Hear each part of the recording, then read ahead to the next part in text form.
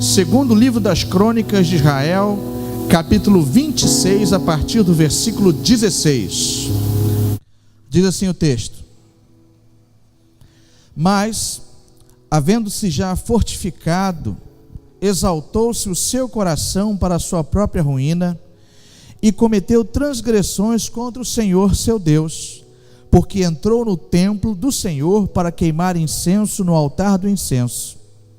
Porém o sacerdote Azarias entrou após ele com 80 sacerdotes do Senhor, homens da maior firmeza, e resistiram ao rei Uzias, e lhe disseram: A ti, Uzias, não compete queimar incenso perante o Senhor, mas aos sacerdotes, filho de Arão, que são consagrados para esse mistério, ou seja, para esse trabalho. Sai do santuário, porque transgrediste, nem será isso para a honra tua da parte do Senhor Deus. Então Uzias se indignou, tinha um incensário na mão para queimar incenso. Indignando-se ele, pois, contra os sacerdotes, a lepra lhe saiu na testa perante os sacerdotes na casa do Senhor, junto ao altar do incenso. Então o sumo sacerdote e todos os sacerdotes voltaram-se para ele, e eis que estava leproso na testa, e apressadamente o lançaram fora. Até ele mesmo se deu pressa em sair, visto que o Senhor o ferira. Assim ficou leproso o rei Uzias até o dia da sua morte, e morou por ser leproso numa casa separada, porque foi excluído da casa do Senhor. E Jotão, seu filho, tinha a seu cargo a casa do rei, julgando o povo da terra. Graças a Deus pela leitura da sua palavra. Esse rei Uzias, essa história que acabamos de ler aqui agora, é o mesmo Uzias que, quando morre, o profeta Isaías, lá no livro de Isaías, capítulo 6, ele vai entrar no templo e vai se deparar com aquela visão grandiosa da glória de Deus. No ano da morte do rei Uzias, viu o Senhor no alto e sublime trono. Todos conhecem o texto, todos conhecem a história.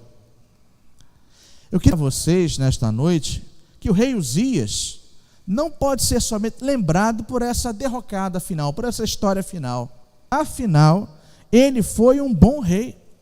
Se nós tomarmos o início do capítulo 26, nós vamos ver a partir do versículo 4, algumas informações. 26, versículo 4. Se você puder aí acompanhar na Bíblia. Ele fez o que era reto perante o Senhor, segundo tudo que fizera Amazias, seu pai. Versículo 5. Propôs-se buscar a Deus nos dias de Zacarias, que era sábio nas visões de Deus. Nos dias em que buscou o Senhor, Deus o fez prosperar.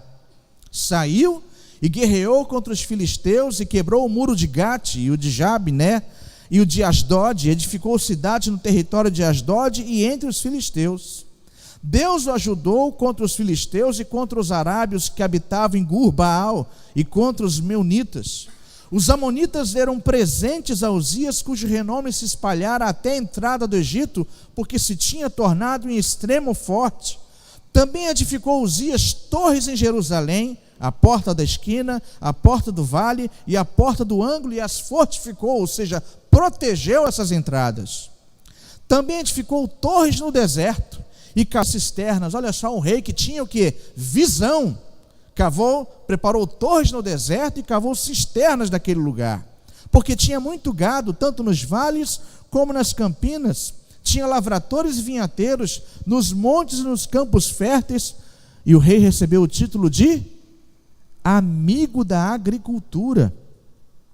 Tinha também Uzias um exército de homens destros nas armas que saíam à guerra em tropas, segundo o rol feito pelo escrivão Jeiel e Maaseias, oficial sob a direção de Ananias, um dos príncipes do rei. O número total dos cabeças das famílias, homens valentes, era de 2.600. Debaixo das suas ordens havia um exército guerreiro de 307.500 homens que faziam a guerra com grande poder para ajudar o rei contra os inimigos. preparou-lhes Uzias para todo o exército escudos, lanças, capacetes, couraças e arcos e até fundas para tirar pedras. Versículo 15. Fabricou em Jerusalém máquinas de invenção de homens peritos, destinadas para as torres e cantos das muralhas, para atirarem flechas e grandes pedras. Alguém se lembra aí que tipo de arma é essa que servia para tirar tanto flechas quanto grandes pedras para derrubarem os muros? Exatamente, catapulta.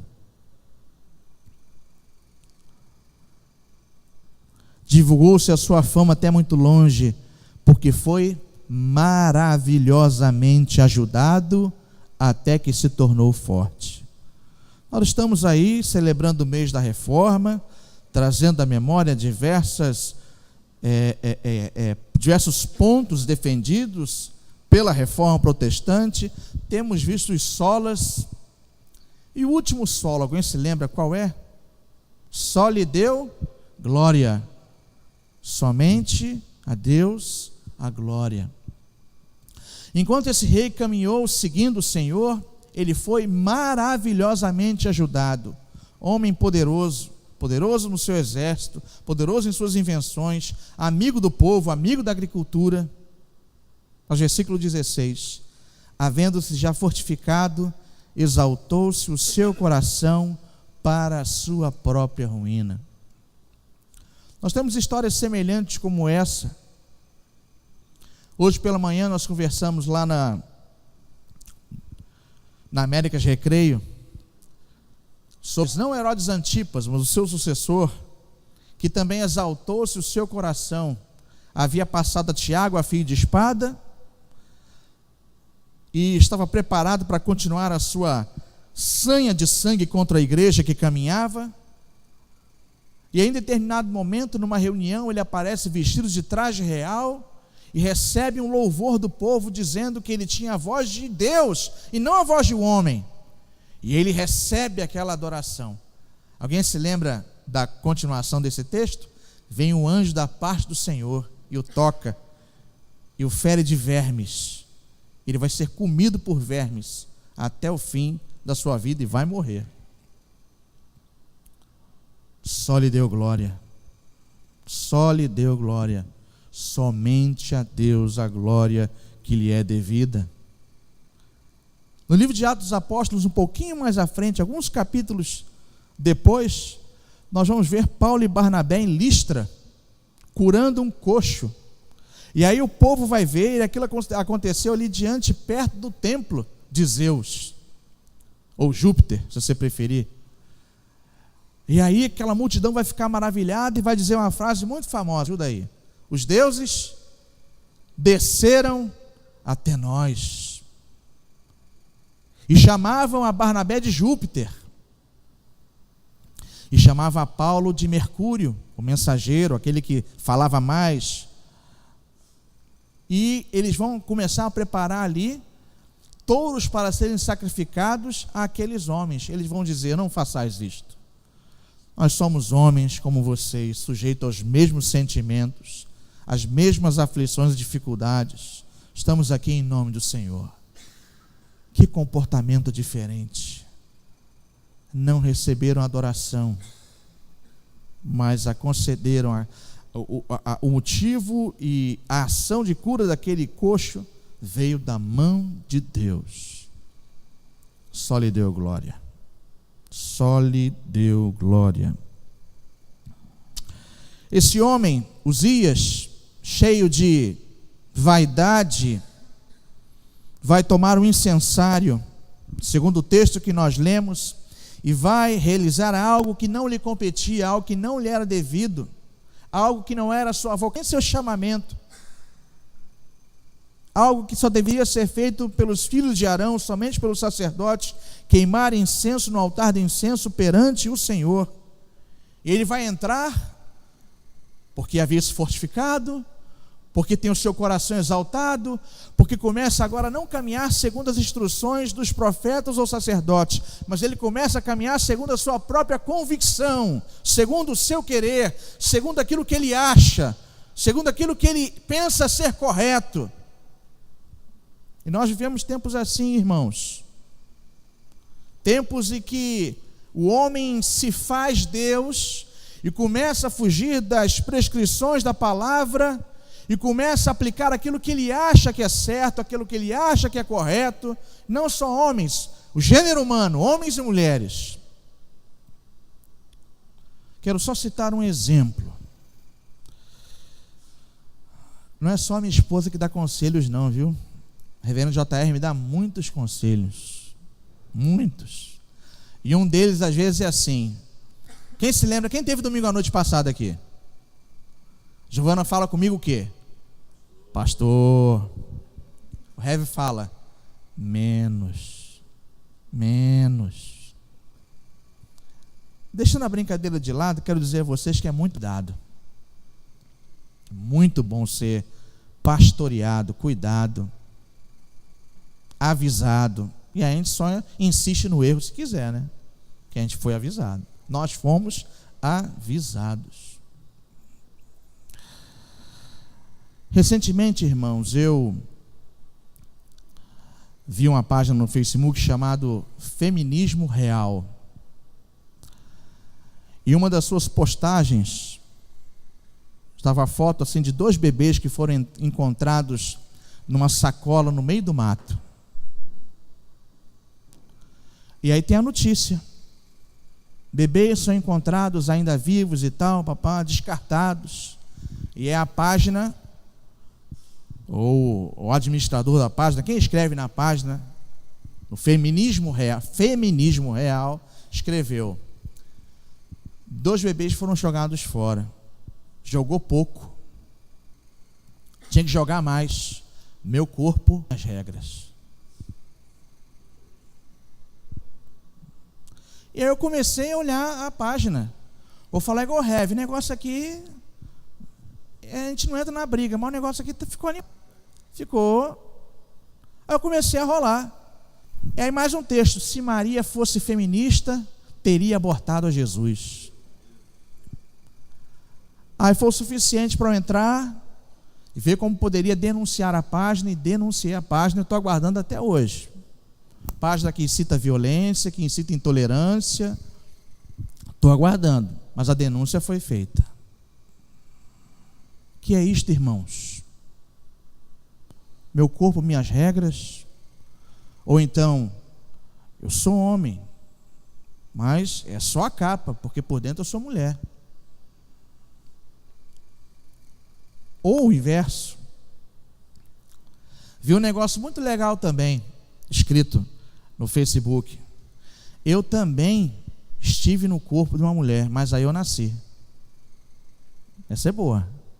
Pescou aí? Já tive no corpo da mulher, mas aí um dia eu nasci. O que isso tem a ver?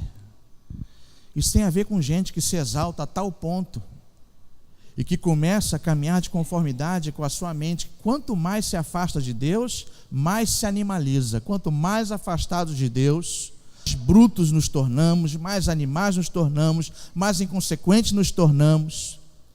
E aí é preciso, e o tempo requer, não de homens de maior firmeza, mas de crentes da maior firmeza.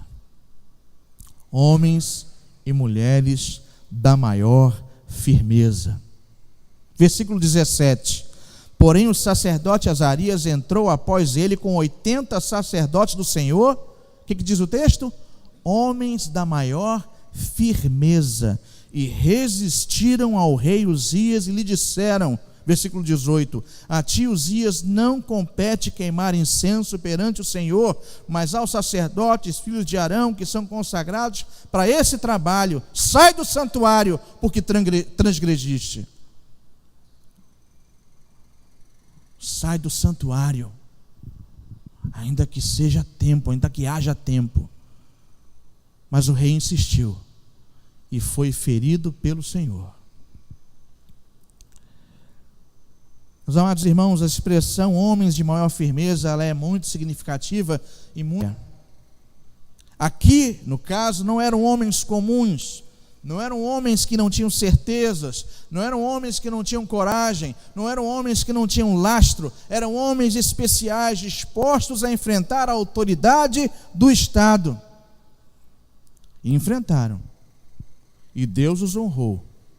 E Deus os protegeu. Deus os guardou.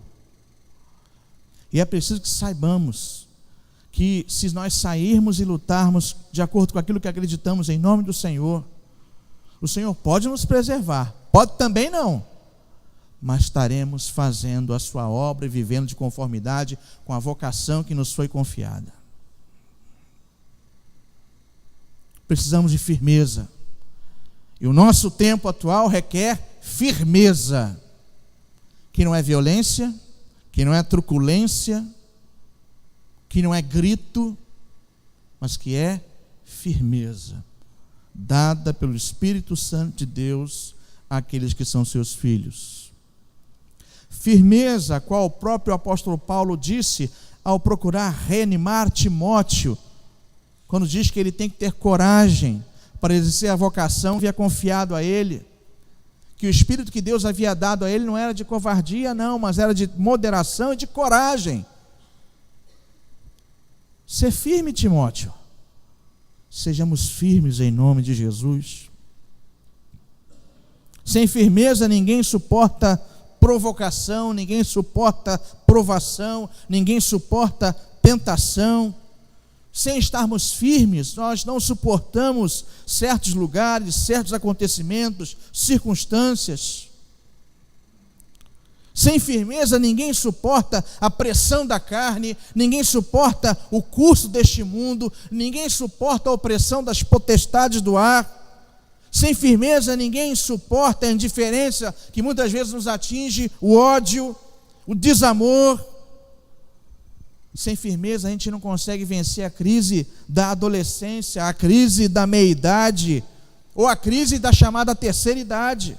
Momentos de crise, mas que em Cristo podem ser momentos de oportunidade se formos firmes no Senhor. Por falta de firmeza, temos o abandono da fé, temos o abandono do entusiasmo.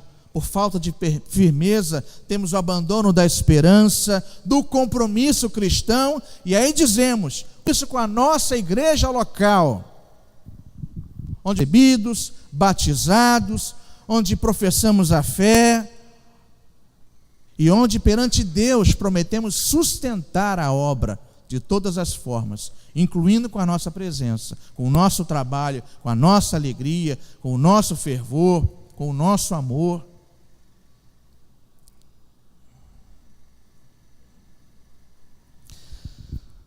Amados irmãos, homens da maior firmeza, ou crentes da maior firmeza, segundo a Epístola aos Hebreus, é gente que fecha a boca dos leões, é gente que vence o calor e extingue o poder do fogo. Homens ou crentes da maior firmeza, mulheres da maior firmeza, jovens da maior firmeza, adolescentes da maior firmeza e até crianças da maior firmeza, criada no Evangelho, tiram força da fraqueza, põem em fuga exércitos de estrangeiros.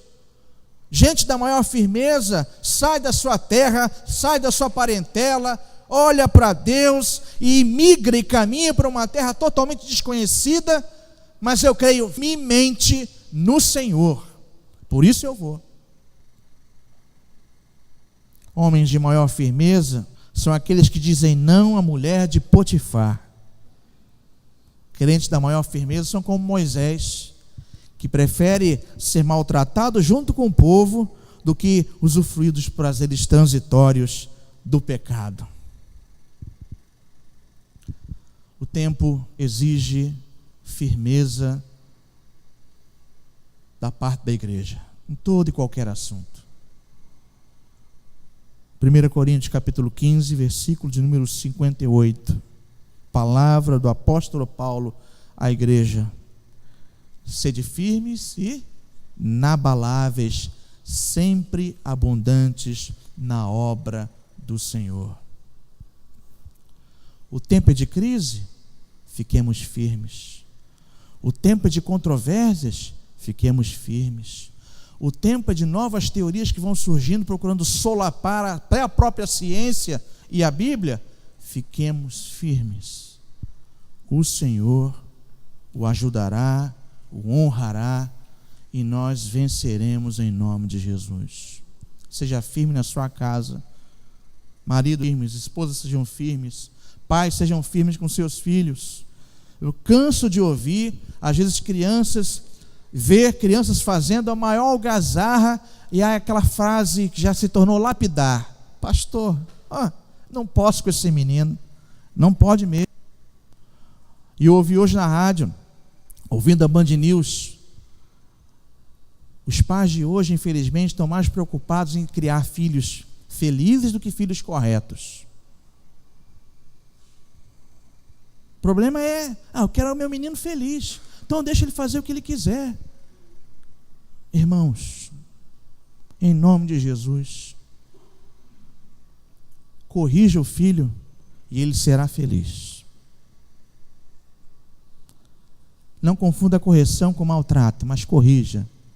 Seja duro, seja verdadeiramente amigo, seja firme. Jovens, sejam firmes na faculdade, no colégio, diante das tentações que surgem, no auge e no poder da juventude. Sejam firmes e caminhem firmes no Senhor, ainda que todos os chamem de otários, de burros, de retrógrados. Sejam firmes. O Senhor os honrará e já tem honrado. Sejamos firmes. Parece que esse sermão só tem um ponto, pastor.